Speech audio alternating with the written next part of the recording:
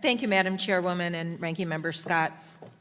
Madam Chairwoman, in your opening statement, you brought up a $27 billion compliance cost to make a point about overregulation of colleges and universities. And unfortunately, this figure comes from a flawed study that does not actually estimate what its promoters suggest. It does not measure actual compliance cost. It actually states no distinction was made in costs that were incremental to what the university would do in the absence of regulation, and very little of what the report describes is actually specific to higher education. In fact, 80% of the purported $146 million, this was at Vanderbilt, has to do with rules about research like protecting human subjects and medical research. So we shouldn't rely on this report for policymaking. And I wanted to follow up on Dr. Kerwin's.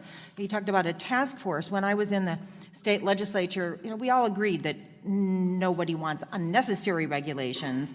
And I sponsored and passed a K-12 mandate relief bill to repeal several statutes and regulations, and it had strong bipartisan support because we worked with all of the stakeholders, the Department of Education, the teachers, the school boards, the administrators, the School Employees Association. And I hope we can approach this issue in a similar way with the input of all of the stakeholders.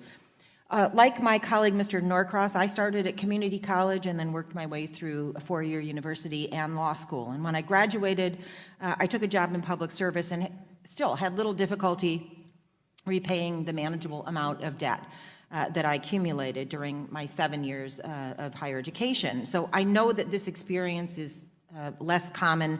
This is a critical issue to be discussing. And Dr. Cruz, I want to ask you, we've heard a lot recently about institutions that have defrauded students and fabricated job placement rates, the sudden closure of ITT Educational Services, for example, and now there are investigations by state attorneys general, the SEC, the Department of Justice.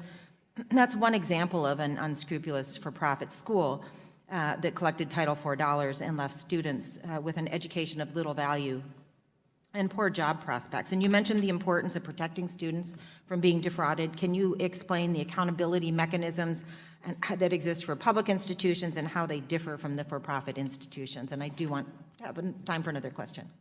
Thank you.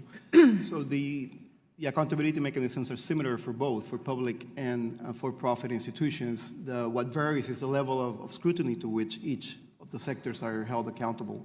In the case of the for-profit sector, we have the federal regulations, we have state authorization, and we have the accreditation of programs.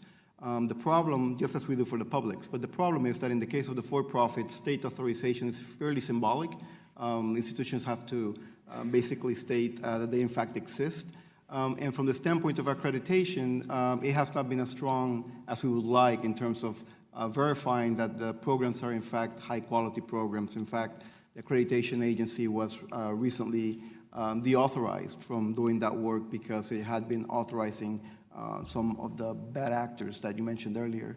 So basically what we're left with is just the federal oversight, which is currently primarily enforced via the gainful employment regulations.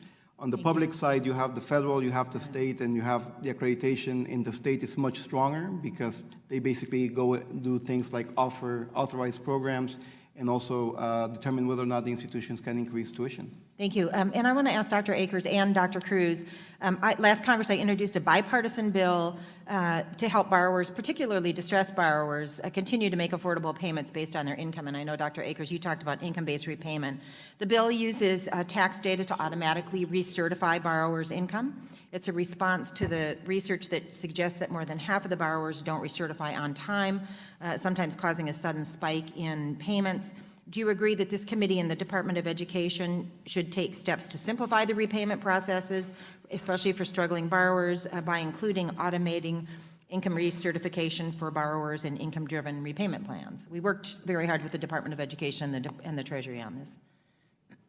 I fully support this step, as it's very clear that the complexity in the repayment system is very likely driving many borrowers into default needlessly when there are safety nets that could be supporting them. Thank you. Dr. Cruz? I support it as well. Thank you.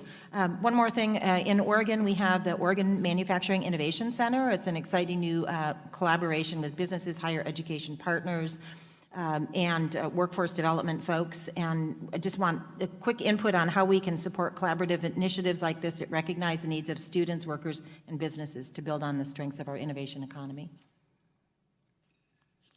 Dr. Cruz? I think providing incentives for more of these collaborations to move forward would be very valuable. As we all know, the skill gaps across the country are primarily regional in nature. So to the extent that we can provide basic support for these coordinating bodies, we will likely be able to see some success. Thank you. I see my time has expired. Thank you, Madam Chairwoman. Yield back. Thank you very much. Mr. Wall.